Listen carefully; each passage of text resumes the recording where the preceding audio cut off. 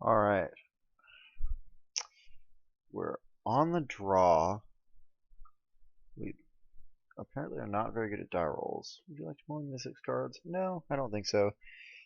You see hands like this a lot, where we've got this weird glut of 3 drops, like we're never going to cast these all on time. But this is fine. This is kind of the deck that we're playing. All these cards are very good,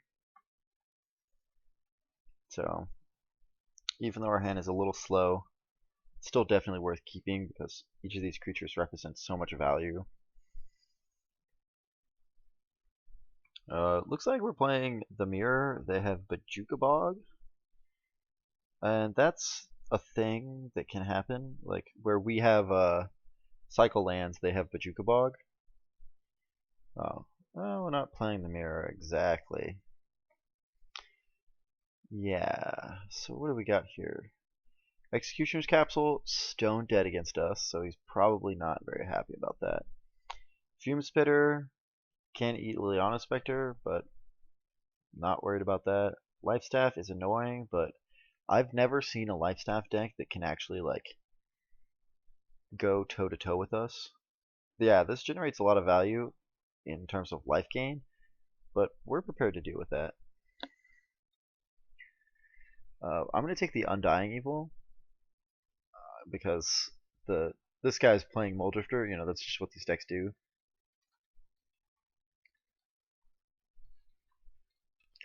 And I would prefer not for him not to do that. Our opponent is giving us the ellipsis in chat to let us know that we're taking too long to do the thing that he doesn't want us to do. So, pretty sure that's what that means. Celebi, I like Pokemon. Pokemon was a sweet game. Pokemon continues to be a sweet game, although, from what I hear, the latest iterations of it just seem to get stranger and stranger. But what good franchise doesn't do that? Once you've established your fan base, it's time to go esoteric. So here, I'm going to lead off with Chittering Rats. I tend to do this in this spot. Like, if it doesn't seem like they are representing counterspells, I go with Chittering Rats first. We have more action, so we don't need to draw cards immediately. And the Leona Spectre is probably just going to take away that, huh,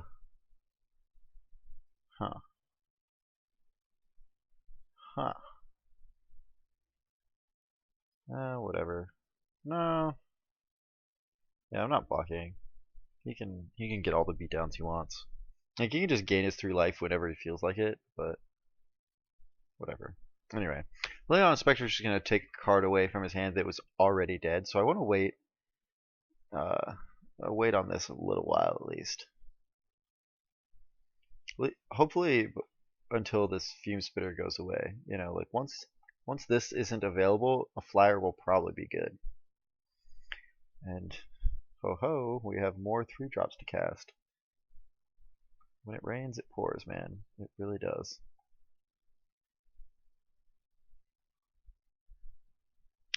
Well, we didn't draw a good card, but we drew a card that can draw us into a good card. And we certainly don't need another land, so we'll definitely be cycling the Baron more. Yeah, I like the choice not to block, not only for the devotion that it adds, but there's a real chance that he just doesn't have as many bodies in his hand as we do, so we can just play 4 guys and start winning the race.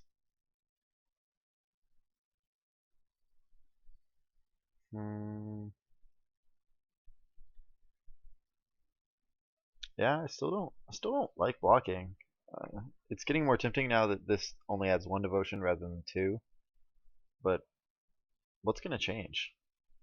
Oh, he plays the capsule. This is so hilarious. Why would he do this? Why would he do this? He's never gonna be able to use it for anything. Surely he must know after the 4th swamp we're playing mono black. He's gonna feel really angry when. Oh, maybe I want. Do I want to wait? Yeah, I think I'm gonna do that. So I'm gonna play witches and rager, or actually I'll play chittering rats, and next turn I'll be able to shoot his fume spitter with witches. which will like effectively trade it for, something, but then I'll get to keep the Spectre, which, will have the same amount of devotion, but flies instead, and it looks like he's going to have a card in his hand. Meanwhile, we're just winning the race by a substantial margin back in the real world, where things like this extra card off of Leon Spectre don't really matter. We're just playing more threats. Oh, wowie zowie. He's got stuff. That's fine. I'm not worried about that. Yeah, so it looks like he's getting a huge amount of value here. He just blows up our entire board. It's a 2-for-1. It's a 5-for-1, but like 2-for-1, 2-for-1, 2-for-1. He's empty-handed, and look at our hand. 6+ points of burn, an extra 2-for-1, an extra 2-for-1. That was good for him, but he's gonna need a lot more than that to come back.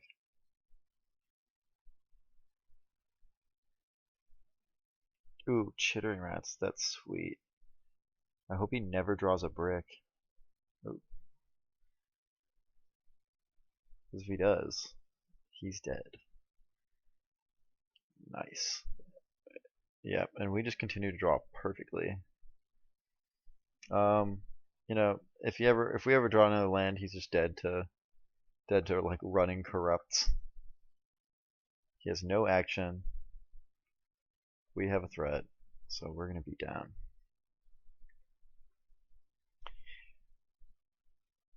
Diabolic Edict. Sure. That's a thing. What do I like here? I would like it to if I had drawn a land.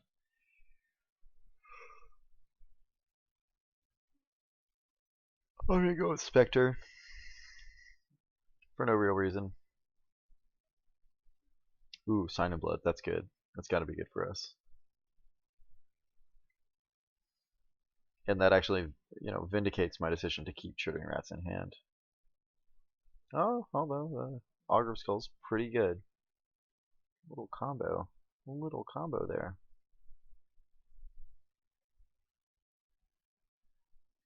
Ooh, and now it's our turn to draw a brick, but that's fine.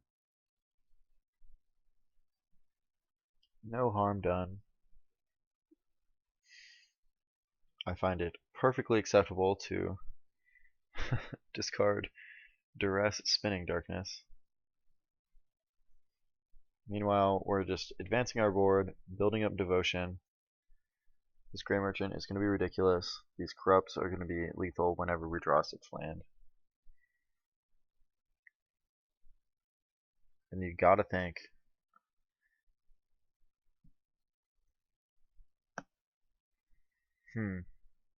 Yeah, you gotta think that we're favored here. Like, what could he really draw? He doesn't have corrupt because he's not on mono swamps. Like, that would just be silly to be playing Bojuka Bog and Dimir Aqueduct in a corrupt deck. So like, we have way more reach. We just have the burn. He may have what is it? Consume Spirit? Yeah. Oh, he's playing Grim Harvest. Yeah, that's fine. Get back Fume Spitter. He's certainly going to gain a lot of life off this. That is for sure.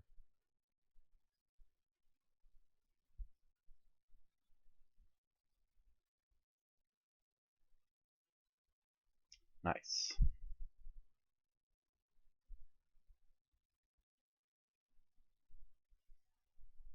We'll see what he chooses to kill here.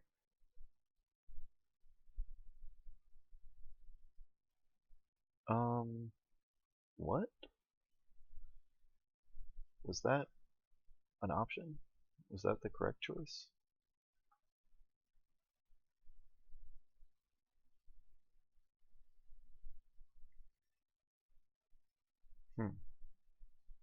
It's interesting that he chose to put the -1/-1 counter here instead of just killing this.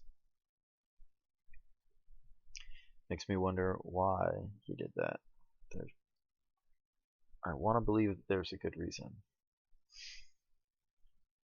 But it's unlikely that we'll ever figure out what it was. Oh, I definitely should have duressed there. That was foolish on my end, but I don't think it really matters. I'm actually like happier to keep the corrupts in hand than the duress, so yeah, that's fine.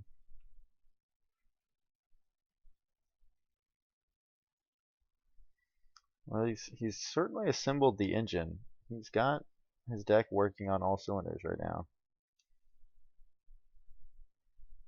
Oh wow. Oh wow.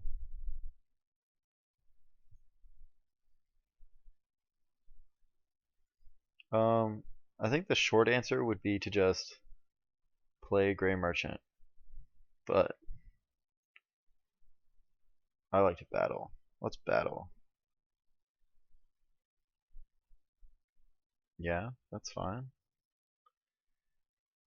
That's also fine. I'm gonna go to 9 here.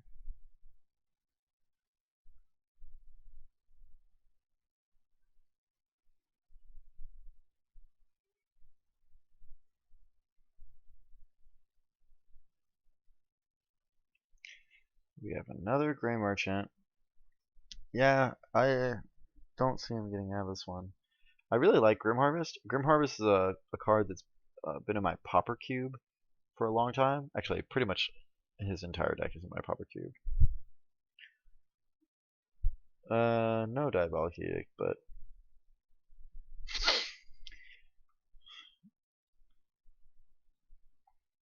not coincidentally, all the cards in my deck are in my Pauper cube too. Corrupt isn't, but it's hard to make mono black work in cube. Even in regular cubes, even in like a powered cube, it's tough to actually be able to draft a cohesive deck that has only one color of cards. Like no one in the draft ever can fight over black if you're gonna succeed. And it's much different in that there's a lot of good black cards that are don't necessarily require mono black, but like are just good. Phyrexian Rager is just good. It can be splashed in a variety of different decks, and it's just solid all around. Whereas if you're trying to draft mono red, uh, Lava Spike, not really great in other decks. Pretty much only good in burn. Yeah, here we've got the last piece of the puzzle with Corrupt, and we've won the game. Now, what are we going to sideboard? Spinning Darkness obviously comes out. Duress is going to come in because we want a way to deal with the Life Staff, to deal with his recursion cards. So I like Duress here. Quambai Witches didn't seem great. Guess Verdict, also mediocre. I apologize for yawning, but as I mentioned earlier, it is late at night, early in the morning, depending on your frame of reference. I wish I had gotten to see more, of his deck and what creatures he's playing. He can't just be playing Fume Spitter, although that would certainly be interesting to me. Do I want Victim of Night? Which of these cards do I actually want? I think I'm gonna assume that he can kill enough of my creatures that Unearth is gonna be good. I like our main deck against him. We won game 1 in a pretty convincing fashion, so I don't think we need to change too much. I think adding some redundancy, adding some consistency is the way to go. This could go wrong, but I've never mulliganed a hand like this. Although I probably should have. Unfortunate also, this hand has none of our sideboard cards, which is what you'd really want. And Sign in Blood, pretty mediocre on the draw.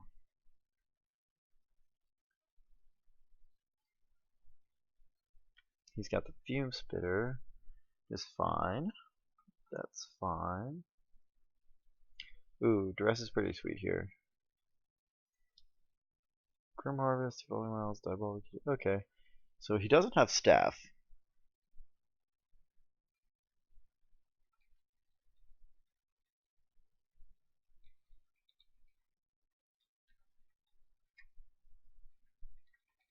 He does, however, have a Muldrifter, which makes me kind of wary. What would I like to take here?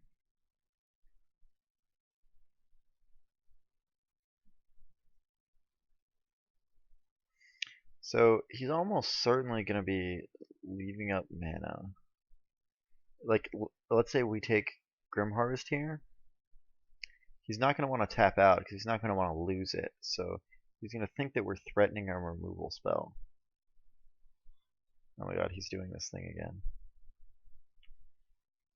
I'm not worried about Diabolic Duty because I've already got the Unearth. I'm going to take the Grim Harvest.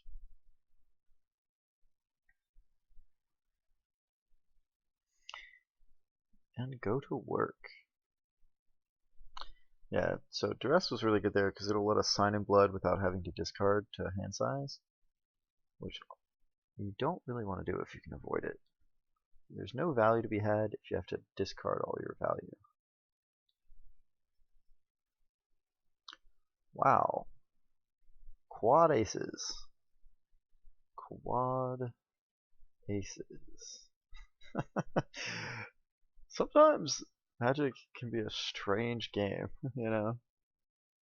Things like this just can't be explained. Can't be explained.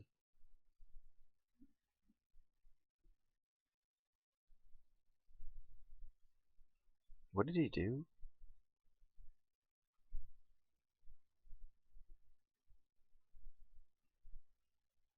He just sacked it for no reason? Can you do that? Can you like target your own Fume Spitter with Fume Spitter? I didn't realize that was a thing. Probably because there's no purpose whatsoever. Yeah, go nuts. Aura Skulls is pretty good here, and I think actually, that's debatable. Yeah, well now I'm going to. Because we're in the same scenario. I don't want to Sign in Blood because I'm going to have to discard. So I'm just going to Ooblet his thing. I'd like to be saving this for Muldrifter, so there's no way he could ever recur the Muldrifter. But I think this is also fine. Nile Spellbomb effectively blanks our Unearth, but the best part, it cycles.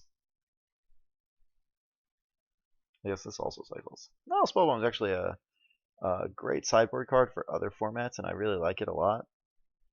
But there's not enough graveyard interactions to make you really want this. Like, Nile Spellbomb is a card against him because he has a Undying Evil.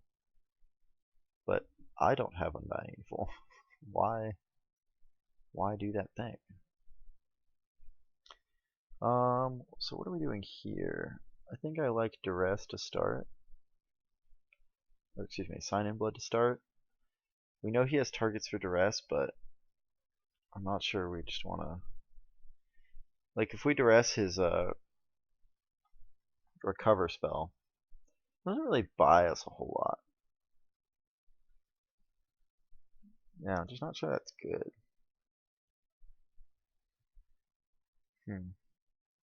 I'm going to do it, though. I'm going to fire off the Duress. It lets us Sign in Blood again. And potentially he's drawn some more relevant action.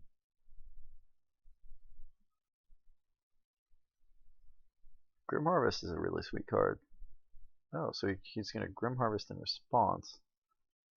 Maybe he...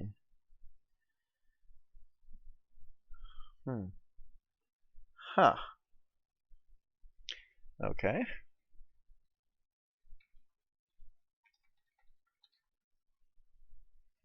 Yeah, so I like doing that now a lot more because getting Undying Evil is really good. Like this is a real card. He sort of needs this to kind of go off, you know? Ugh, more unearths. Are we ever gonna draw a threat? Is Grey Merchant gonna be horrible? These questions and more answered next time on Ill-Gotten Games.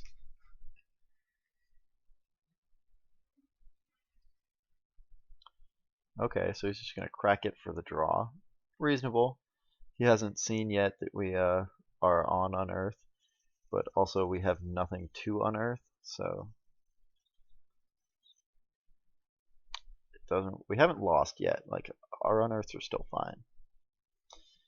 We'll be able to get creatures back later. This is really like a pretty late game card. And if his plan is to just Fume Spitter an arbitrary number of times to kill all of our creatures, Unearth is going to be good. If we spend 1 mana, he has to spend like 10. Oh my god. I don't get it. I really don't. How are we drawing so many multiples? The balance and the force. There is none. I don't like firing off a Grey Merchant either. We're just gonna die to our own Sign in Bloods. That's how it has to be. We're hoping to draw into some action. We did. Chittering Rats. Pretty good. I like it. He's got the auto answer already. Like we know he has an Edict and he's got 2 Fume Spitters, but still generates some card advantage.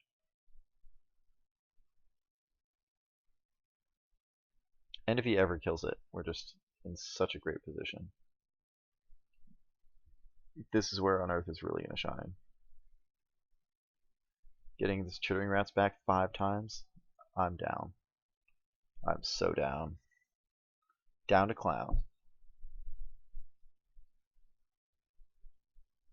Yeah, like this is cute and all. You can draw infinite cards, sort of. You just pay 6 to put a -1/-1 counter on something. I guess it's good. I guess it's good in a world where I have no creatures in play and like have to play threats one at a time. Mole Drifting, yes, yes, yes. I like it. Card's sick.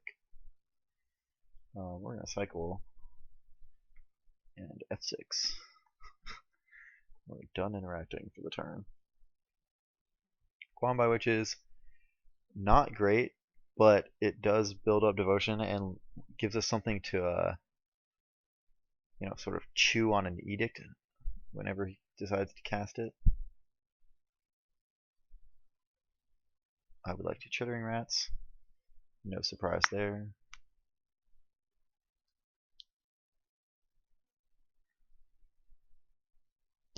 Yeah, so now this game has taken a turn in our favor pretty dramatically. Now look at the comparative board states. Yeah, he's ahead on life and has a flyer, which is good, but Grey Merchant is going to be pretty big. Grey Merchant is just going to gain us a lot of life. And now we can threaten lethal just with the Grey Merchant triggers. I like our spot a lot here. Muldrifter is excellent, but you can't really be all in on, this is my Muldrifter. There are many others like it, but this is mine.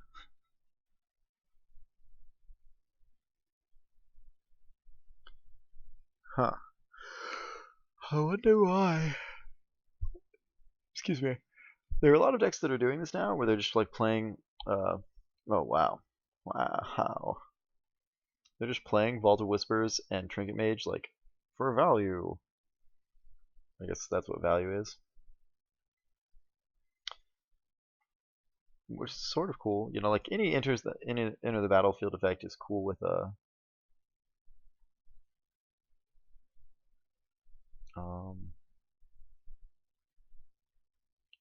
I think I'm going to do this. I think like even though he's at 18 and we're at 11, I think me trading one of my points of life for one of his points of life is still good, given that I have Grey Merchant, in my deck ever. But as I was saying, I think any enters the battlefield effect is good with Undying Evil. So you would want to play as many as you can.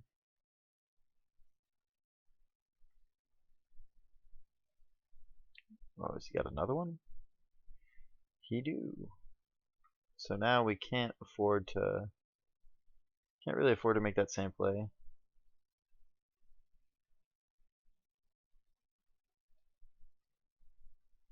That's fine though. He chose not to attack, which makes me think he's gonna block, which again, also fine.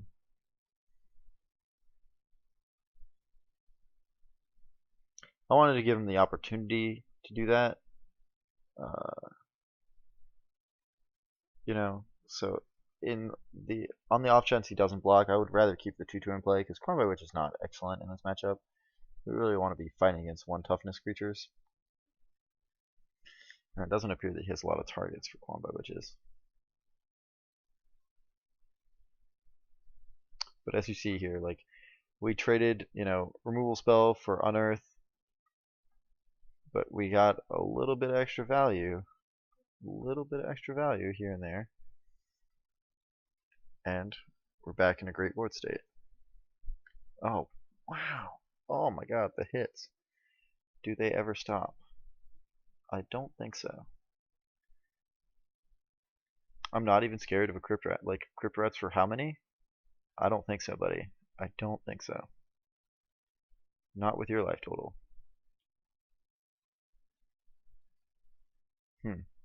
Yeah, whatever. You can do that. That's fine. Is he gonna try and do this for 2 so that we can only Gray Merchant for 6? 6? Spoiler alert, 6 is enough. Yeah. That's fine. I don't mind. I'm gonna trade another one of my points of life for his. Get them all back. Get them all back. Yeah. And boom. That is. So there you go. Another match in the books.